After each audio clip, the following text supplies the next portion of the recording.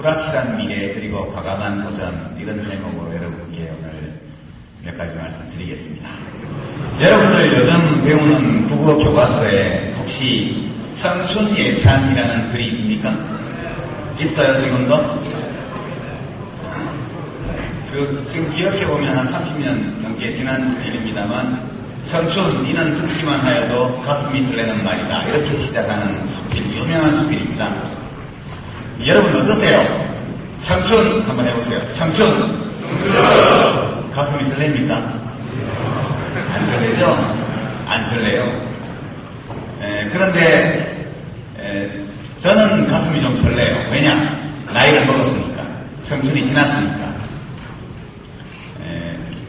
제가 이제 우리 나이로 49, 만으로 48, 내년 되면 50이 됩니다. 마음은 언제나 젊은 것 같은데, 내가 59년생이니까, 아까 부장 선생님께서 56년생 하셨는데, 좀 오타가 났고요. 59년생입니다. 내년이면 50 되는데, 청춘이라는 말을 듣고 가슴이 설레면 그 사람은 늙은 사람입니다. 진짜 청춘들은 청춘하면 가슴이 설레지 않을 뿐만 아니라 고민이 많고 골치 아픕니다. 청춘이라는 게. 지금 여러분이 고민하는 것은 아마 학업 성적, 앞으로 이제 대학 진학과 관련된 진로, 친구 관계, 혹시 마음속으로 좋아하는 여학생이 있는데 고백을 못해서 끙끙 앓고 있다든가 이런 문제들이 되겠죠. 청춘이 별로 좋을 것도 없고 억압이 많습니다. 머리도 깎아야 되고 교복도 입어야 되고 시간 많아서 학교도 가야 되고 그렇죠?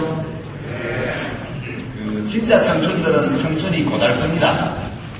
근데 이제 우리 교장 선생님이나 저처럼 우리 교장 선생님이 저보다 더 합니다만 나이가 좀 들어버린 사람들은 청춘이 아주 너무너무 부럽죠.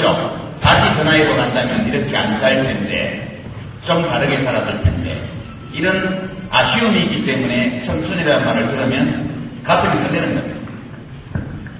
여러분의 미래는 매우 불확실합니다. 제가 여러분 나이가 들 때 저의 미래도 매우 불확실해 보였습니다.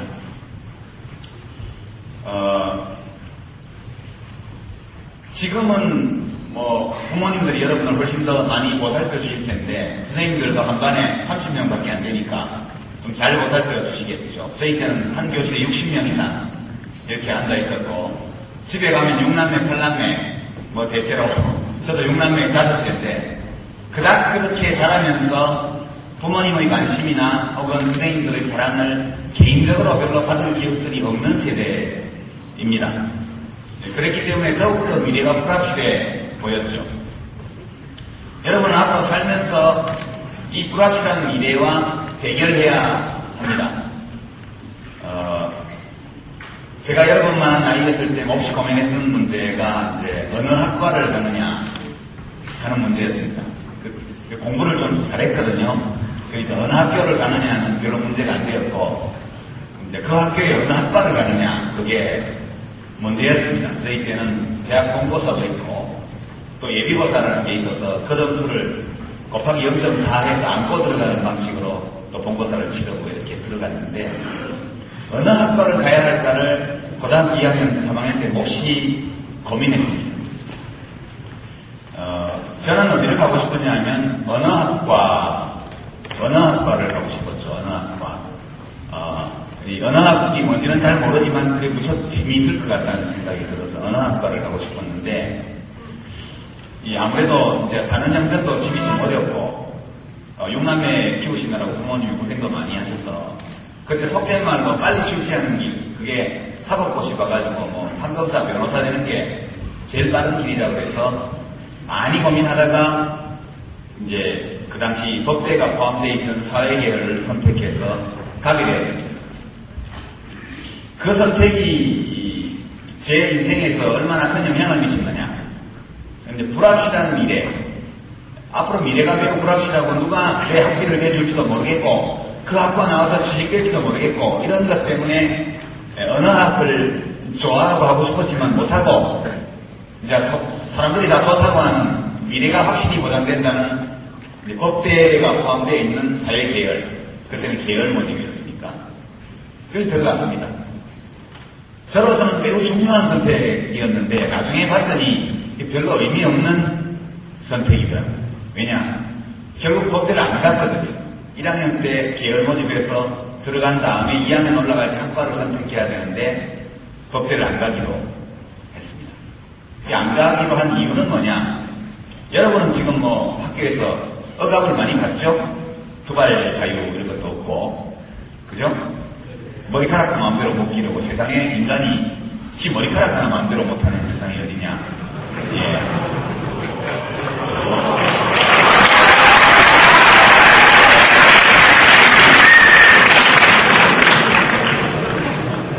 여러분은 많은 억압을 갖고 있습니다. 그래서 문명은 억압이다 이런 말도 있죠. 문명은 억압이다. 저도 이 억압이 싫어서 고등학교 때 반항을 꽤 많이 했습니다. 여러분 지금 머리가 너무 긴데 저희 때는 앞머리는 2cm 2cm가 넘으면 안 돼요. 선생님들이 손가락을 이렇게 딱 넣어서 손가락 사이로 머리카락이 너무 많이 올라오면 바리깡으로 그대로 고속도로를 길이 2cm짜리 높이 맞춰서 바리깡으로 딱 밀기 때문에 그 다음날 무조건 이발하고 와야 됩니다. 지금보다 훨씬 심했죠. 교복도 여기 딱 졸라매는 교복 그런 것인데 제가 고3 2학기 여름방학이 끝나고 등교하는 날 앞머리를 3cm를 하고 나타났습니다. 앞에는 3cm, 뒤에는 2cm 스포츠 머리를 하고 학교에 온 거죠.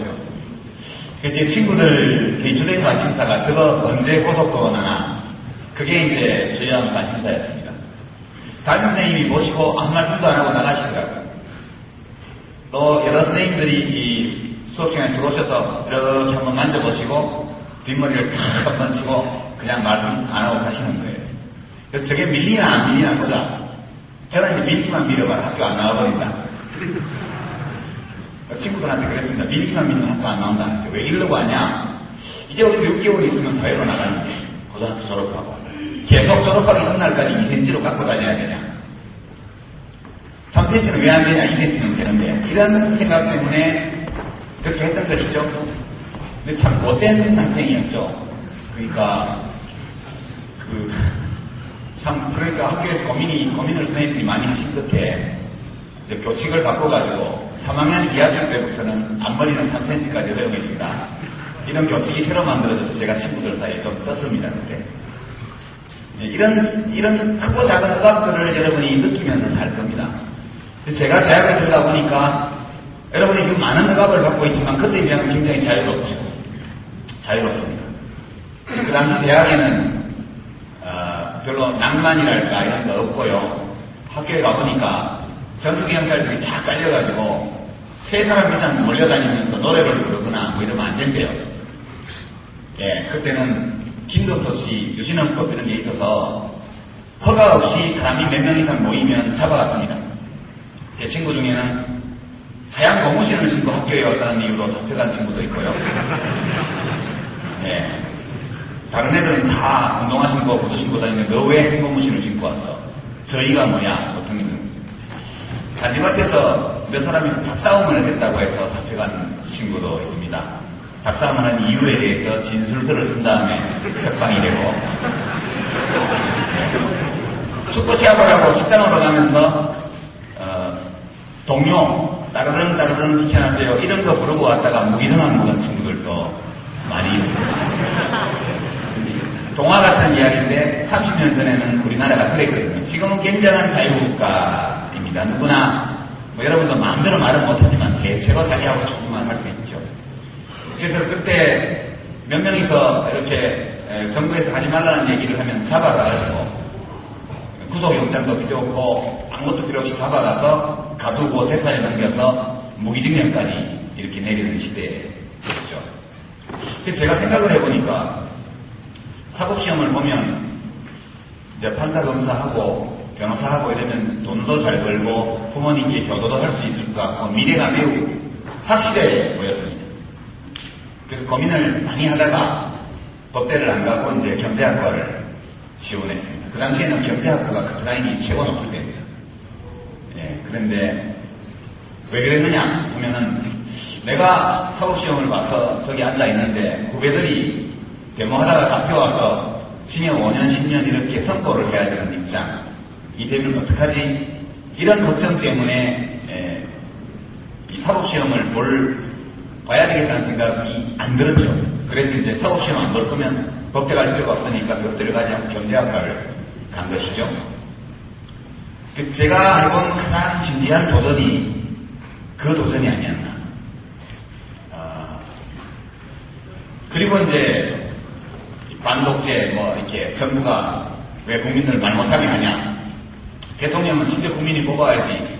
왜 대통령이 만들어 들어간 통일주체 국민회의 이렇게 해가지고 체육관에 모아놓고 99% 찬성 단독 후보 찬성 반대 이렇게 해서 선거하는 게 선거냐. 이런 이야기들을 담은 글을 써서 뿌리고 다니고 이런 짓을 주로 했죠. 공부는 안 하고 대학 들어가서 공부는 안 하고 이제 그런 일만 하고 다녔습니다. 굉장히 불확실한 미래로 간 것이죠. 제가 그거 하다가 잡히면 학교에서 쫓겨나고 감옥으로 끌려가고 그런 불확실한 일에 도전했던 것입니다. 어느 선택이 선한 선택이었을까? 돌이켜보면 저는 제가 살아왔던 방식이 더 좋았다 이렇게 생각합니다. 여러분 보고 데모하라는 건 아닙니다. 지금은 그럴 이유가 없어요. 지금은 여러분이 하고 싶은 걸 하면 됩니다. 그 당시에는 그랬죠. 불확실한 미래에 대해서 두려워하지 않고 나름대로 과감히 도전해 갔던 것입니다. 지금 돌이켜보면 그 당시에 사법시험을 쳐서 판검사가 됐으면 이제 요즘 화려한 누가 영화에 나오는 그 전두환 씨가 대통령하고 있을 때 임명장 받아서 판검사가 됐을 겁니다. 그 선택을 하지 않은 것이 저로서는 정말 잘한 일이었다. 한 사람의 인간으로서. 그리고 불확실해 보이는 위험한 미래에 도전한 것이 훨씬 좋았다. 왜냐? 사법시험 가서 했으면 지금 변호사로 돈은 잘 벌었을 텐데 장관은 못했을 거거든. 세속적 기준으로 보면은 판검사, 변호사보다 장관이 훨씬 높잖아요. 더 출세했거든요. 출세의 관점에 봐도 불확실한 미래에 자기 나름의 신념을 가지고 도전한 것이 더 좋았던 것 같다. 이런 생각을 좀 합니다. 여러분 보고 대학 들어가서 그런 걸 하라는 뜻이 아닙니다. 다시 한번 말씀드리지만 지금은 대한민국은 굉장히 자유로운 그런 국가가 되어 있습니다. 이런 자유를 우리 국민들이 찾은 것이 그닥 그렇게 오래되지 않았습니다. 이제 한 20년 정도 되었습니다. 20년 전에는 정치라든가 국가에 대한 자기의 도견을 함부로 말하면 잘못하면 지도세도 모르게 잡혀가기 때문에 조심조심해서 믿는 사람끼리만 속삭이던 그런 시절이 있었지만 지금 여러분은 사회에 나가시면 너무너무 자유로운 시민으로서 무슨 이야기든 자기 생각을 다 말할 수 있습니다. 제가 고등학교 때 대학 다닐 때에 문제가 되는 것이 독재라든가 민주주의라든가 이런 거시적인 그런 문제였다면 여러분은 지금 30년 정도 앞서간 저희 세대와는 좀 더 다른 도전에 직면하고 있는 것 같습니다. 그래서 여러분께 이렇게 한번 물어보죠. 어느 학과를 가고 싶습니까? 대학을 갈 때. 지금 우리나라는 100명의 고등학생 중에 85명이 대학을 가는 사회입니다. 거의 모두가 다 대학을 갔다고 봐야죠. 저희 때는 우리 59년 배지티가 한 100만 명 넘습니다. 100만 명. 그 중에서 대학의 정원을 다 합친 것이 7만 명 정도밖에 안 됐을 때입니다. 그러니까 한 전체 인구의 한 7% 남짓밖에는 대학에 가지 못하던 시절. 지금은 85%가 대학 갑니다. 그리고 대학이 이미 많이 있기 때문에 어느 대학 가느냐가 문제인지 대학은 다 갈 수 있는 것이죠. 그런 대열이 되었습니다. 그래서 앞으로는 어느 대학 이것도 중요하지만 어느 학과 이것이 매우 중요합니다. 여러분이 앞으로 자기의 미래를 한번 구상해 보시기 바랍니다. 여러분께 강조하고 싶은 말은 내 인생의 주인은 나 자신이다. 그런 노래 있죠? 내 인생은 나이것. 그죠? 알아요? 내 인생은 나이것이라는 노래가 있습니다. 어른들이 보시면 굉장히 괘씸하죠. 저것이 나와가지고 지금 키워놨더니 자기 인생 자기 거라고 보험말도 안 듣느냐 그렇게 할 수 있겠지만 여러분 앞에 놓여있는 인생은 여러분 자신의 것입니다. 어떤 인생이 좋은 인생, 잘 사는 삶이냐 하는 것은 그 기준이 밖에 있는 것이 아닙니다. 여기 선생님들도 함께 많이 계십니다만 아이들을 가르치는 일에 굉장한 기쁨과 보람과 자부심과 긍지를 느끼면서 교직에 계신 선생님들은 매우 성공적인 삶을 사시는 분들이다. 저는 그렇게 생각합니다. 그러나 이걸 정말 하기 싫은데 먹고 살기 위해 할 수 없이 내가 선생을 한다. 이런 분들은 교장 선생님을 지내도 실패한 인생입니다. 우리 교장 선생님은 아마 제가 고등학교 다녔을 때 여기 중학교의 선생님으로 재직하셨던 분이십니다. 30년 넘게 이 학교에서만 재직하고 계신데 저는 매우 성공적인 삶을 사시는 분이라고 생각합니다. 어떤 일을 하느냐, 어느 지위까지 올라가느냐, 이것보다 더 중요한 것이 자기 스스로 기쁨을 느끼는 삶을 사는 일이죠. 이런 삶을 위해서는 도전해야 됩니다. 불확실한 미래에 맞서서 자기가 하고자 하는 것을 성취하기 위해서 과감하게 도전하는 사람만이 이 기쁨을 누릴 수가 있습니다. 제가 아는 어떤 분 중에는 의과대학을 나와가지고 그 다음에 한의과대학을 간 분도 있고요.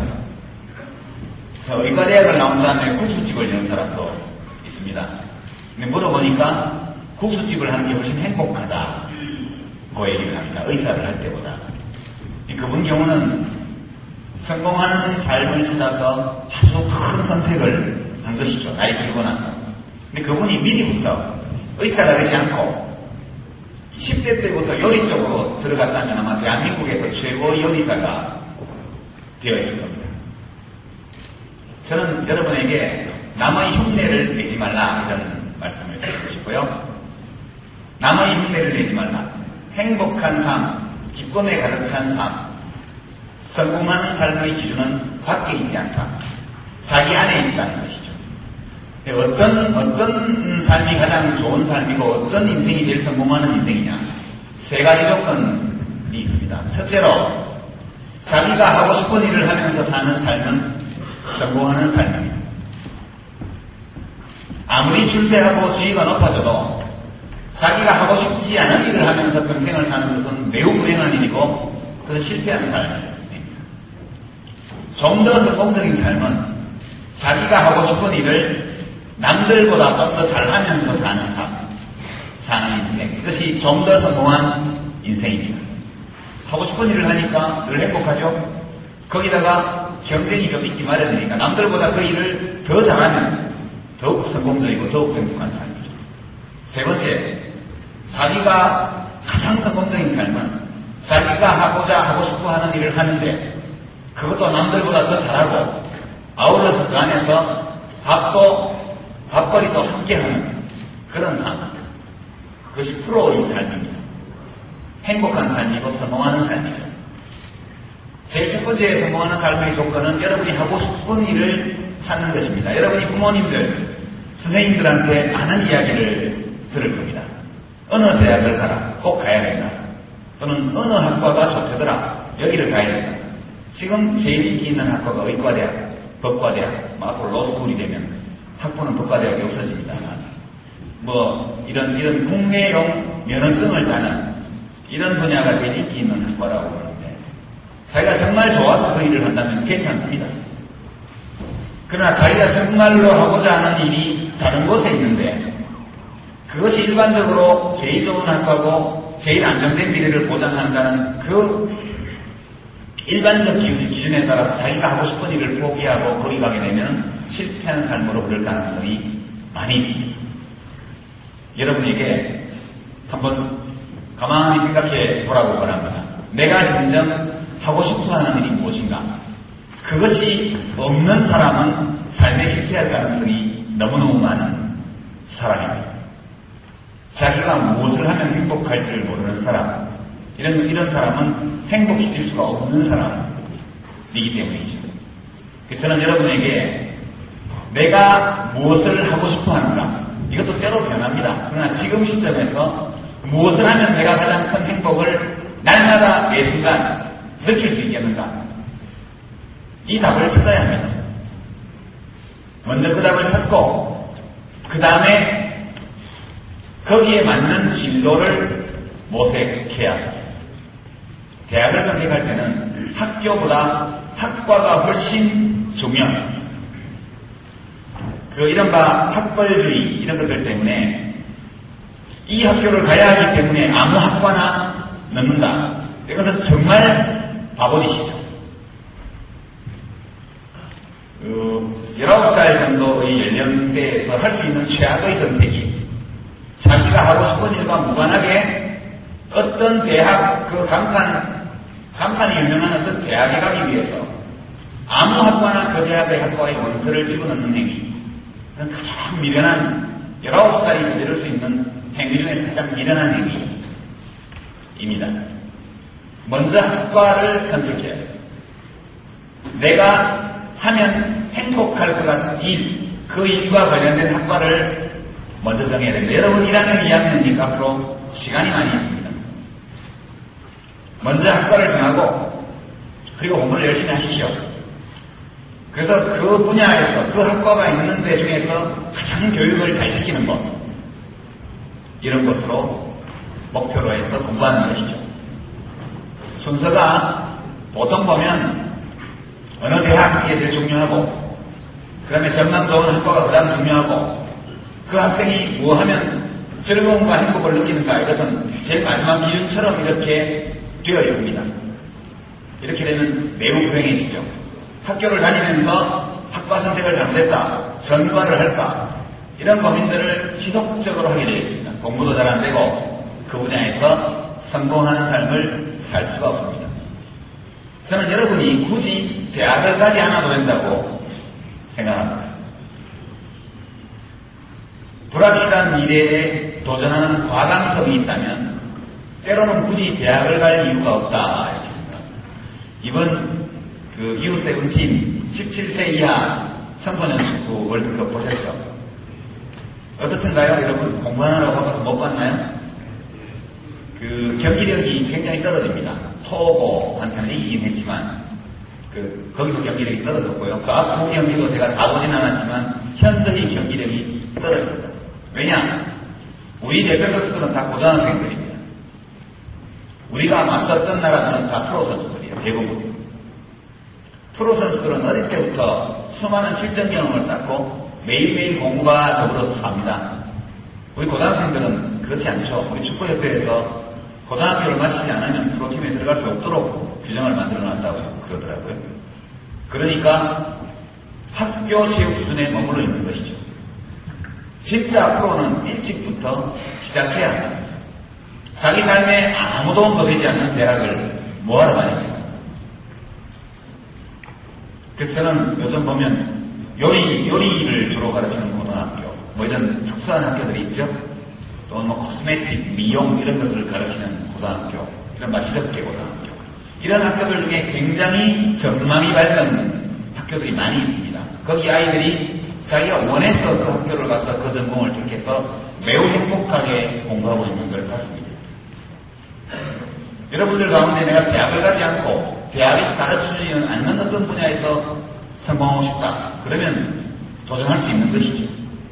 교장 선생님이 속으로 좀 불안하실 텐데 와서 공부 열심히 해서 좋은 대학 가라, 이래 해야 이제 효과가 있는데 저 사람이 와서 엄수한 소리 하나 그러실지도 모르겠습니다만 여러분은 여러분의 삶의 주인입니다. 우리 모두는 왜 태어났느냐? 행복해지기 위해서 태어난 사람들입니다. 우리 모두가 스스로 행복해질 권리, 자기의 행복을 찾아나갈 권리가 있는 아주 소중한 개인들입니다. 제가 불확실한 미래에 도전하는 과감성을 여러분에게 오늘 강조하는 것은 제 자신이 살아온 과정에 대해서 약간의 오해가 남아있기 때문입니다. 제가 전공이 경제학인데 단 한 번도 고등학교 다닐 때 경제학을 전공한다는 생각을 해본 적이 없었습니다. 왜 경제학과를 택했느냐? 법대를 갈 것으로 집안에서 다 기대하고 있었는데 여기 경상도는 특히 심하죠. 어릴 때 공부 좀 잘하면 니 커서 뭐 될래? 이러면 황금사요 이렇게 말해야 안 넘어지. 딴소리 하면 어르신들한테 약 안 맞는 분위기였습니다. 저희들 어릴 때. 그러니까 그 기준에 맞추어서 늘 얘기해왔기 때문에 집안에서는 당연히 이 아이가 이제 법대를 가서 사법고시를 하고 황금사가 되고 뭐 등등을 생각하고 있었는데 딴 학과를 가면 충격이 너무 크시니까. 그래서 핑계를 댈 수 있는 제일 좋은 학과가 경제학과였기 때문에 경제학과를 가게 됩니다. 우선 커트라인이 제일 높고 이게 제일 공부 잘하는 학과고, 두 번째는 여기 나오면 취직 제일 잘 됩니다. 이렇게 이야기할 수 있는 학과이기 때문에 그냥 경제학과를 택한 것이죠. 그렇게 학과 선택을 했으니 공부를 제대로 할 리가 있겠습니까? 공부 못하죠. F학점이나 갖고 학교 다닐 때. 그러니까 얼마나 많은 시간과 정력의 손실이 있었겠습니까? 별로 흥미도 없고 하고 싶지 않은 통계학, 미시경제학, 거시경제학에는 다 이 시간에 대등학 시간에 들어가서 앉아가지고 흥미도 없고 그때문에 공부도 하지 않기 때문에 강의도 잘 알아볼 수 없는데 야전 앉아서 강의를 듣고 엉터리로 시험을 봐야 되는 이 괴로움, 제가 대학 다니면서 아주 톡톡하게 그 괴로움을 맛봤습니다. 그리고 나중에 이제 독일유학과 경제학 공부하거든 그때 경제학을 공부해야 될 필요성을 느꼈기 때문에 그때 가서 새로 공부를 한 것이죠. 만약 제가 정말 하고 싶었던 언어학 쪽을 선택해서 혼탄하게 공부해 갔더라면 지금 뭐 기업이 되어서 대통령 선거에도 나오고 이러지만 뭐 이것보다 더 사람들에게 많은 기쁨을 줄 수 있는 그런 좋은 연구 결과를 내는 학자가 되었을 수도 있다. 근데 어느 것이 더 바람직하냐를 떠나서 어느 쪽이 더 행복했겠는가 하면 제가 언어학자가 되었더라면 훨씬 행복한 삶, 성공적인 삶, 내 스스로 만족하는 삶을 살 수 있을 것이라는 아쉬움을 많이 가지고 있기 때문입니다. 지금까지 말씀드린 것이 오늘 여러분에게, 후배들에게 제가 선배로서, 인생의 선배로서, 학교 선배로서 여러분께 조언을 드리고 싶은 내용입니다. 여러분은 행복해질 권리가 있는 주체입니다. 행복을 찾아가는 주체는 여러분 자신입니다. 선생님들과 부모님들과 가족과 친지들이 도움을 줄 수는 있지만 종국적인 선택은 여러분 자신이 해야 합니다. 19살 되면 그러한 선택을 하기에 충분히 성숙한 나이라고 생각합니다. 저희 아주 친한 친구이고 또 우리 시민고등학교의 동기생 여러분의 선배인 사람 중에 저하고 아주 친한 친구가 국민대학교 그 미술대학 지금 그 학부장을 하는 신장식 교수라고 있습니다. 그 친구의 얘기를 여러분에게 마지막으로 들려드리죠. 저희 친구들 중에서 이 선택을 잘해서 매우 행복해진 친구입니다. 만나면 우리끼리 어울리면 얼굴이 가장 밝고 늘 긍정적이고 진취적이고 행복해하는 친구가 그 친구입니다. 저희 때 서울대학교 사회계에 5명이 들어갔고 공대에 1명, 미술대학에 1명 이렇게 7명이 들어갔습니다. 저희 고등학교 2학년이었을 때 겨울방학 때였는데 그 친구가 아직 나이 제한에 걸려가지고 경북 미술도전, 경북도 미술대회입니다. 거기 출품을 하고 싶은데 나이가 어려서 못하게 됐어요. 그래서 자기 형 이름으로 출품을 했습니다. 고등학교 1학년 때, 2학년 때. 그래서 큰 상은 아니지만 입선을 했어요. 자기 형 이름으로. 그래서 우리가 모두 몰려가가지고 길거리면서 사실은 나이도 안 되는 학생이네. 그런데 그것도 모르고 상접다 이러고 별거 아니다 뭐 이런 거 이렇게 좀 묻고 다녔습니다. 그 친구가 굉장히 심각하게 고민했던 것이 미술대학을 가야 하느냐 다른 데를 가야 하느냐 이걸 가지고 친구들끼리 모여서 한번 회의를 했어요. 5명이 독서실 그 휴게실에서 그 친구 성적이 열심히 공부를 하면 경북대학교 상경계열 상과대학 그 어른이 거길 가라고 하셨거든요. 그림 그리면 배고파서 안 되니까. 옛날에는 그랬습니다. 그림 그려서 못 먹고 산다. 그래서 그 정도 성적이면 경북대학교는 그렇게 굉장히 좋은 학교였습니다. 지금 많이 지방대학들이 어려워져서 그렇지. 과거에는 서울사립대학에 아주 소수가 가고 공부 잘하는 친구들이 서울대를 가고 나머지는 대부분 다 경북대학교를 가던 시절입니다. 경북대학교 사범대학의 프라임은 이화여대보다 훨씬 높은 시절이었습니다. 여러분 부모님 중에 경북대학교를 나온 분들 계시면 공부를 굉장히 잘하는 분들이라고 생각하시면 틀림없습니다. 경북대학교 성과대학을 갈 것이냐, 그렇지 않으면 서울대 미래에 도전할 것이냐, 이 문제를 놓고 친구들끼리 심각한 토론을 한 2시간 하고 나서 결론이 너는 미래를 가야 한다. 미술대학을 가라. 우리 친구들이 밀어주마. 이래가지고 그 어른한테 편지도 쓰고요. 예. 그래, 또 가족회의를 해서 마침내 미술대학을 지원하기로 하고 합격해서 지금 한국미술대상도 한 10여 년 전에 이미 받을 정도로 아주 대단한 화가, 요즘은 금강산을 주로 10년 넘게 그리고 있습니다만 아주 대단한 화가가 되었습니다. 상을 받았다, 유명한 화가가 되었다, 대학 교수가 되었다고 훨씬 중요한 것이 그 선택을 우리가 30여 년 전에 함께 한 뒤로 늘 우리들을 하나로 묶어주는 그건 그날 독서실에 있었던 그 친구의 진로와 관련된 우리 친구들의 회의였습니다. 그때를 생각하면 지금도 가슴이 아주 따뜻해집니다. 우리가 그때 이 친구에게 정말 충고를 잘해줬구나.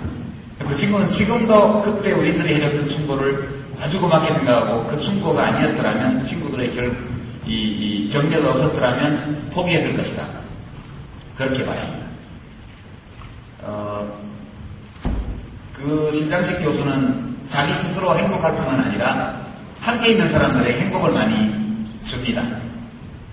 행복이라는 것, 사랑이라는 것, 이런 것들은 어떤 사람에게서 흘러넘쳐서 밖으로 퍼져나가는 것이거든요. 우리 대한민국이 더 행복해지려면 여러분 한 사람 한 사람이 더 행복해져야 합니다. 오늘 짧지 않은 시간 제가 여러분에게 말씀드린 주제를 한마디로 요약하면 진로를 스스로 개척하라는 것입니다. 때로 자기가 원하는 그것이 매우 불확실해 보이고 위험해 보이는 길일지라도 청춘의 특권은 도전해볼 기회가 있을 것입니다.